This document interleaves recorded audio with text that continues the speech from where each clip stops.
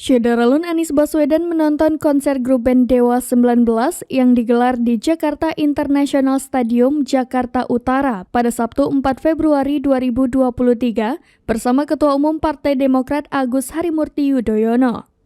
Berdasarkan video yang diunggah AHY di akun Instagramnya, tampak Anies bersama AHY duduk berdampingan saat menonton konser bertajuk Pesta Rakyat 30 tahun berkarya Dewa 19 tersebut.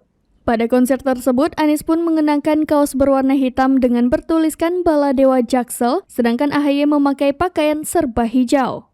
Sebagai informasi, Bala Dewa merupakan sebutan bagi penggemar grup band yang digawangi Ahmad Dhani, Andra Ramadan, Yuki Sampurna, dan Agung Yuda tersebut.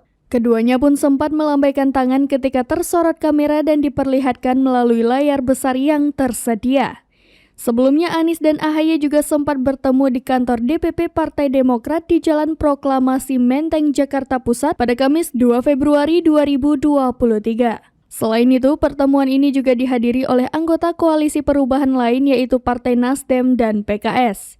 Senada dengan AHY, Anies juga menilai koalisi perubahan semakin solid dan pembahasan terkait pencalonan dirinya sebagai bakal calon presiden telah sampai pada perihal teknis.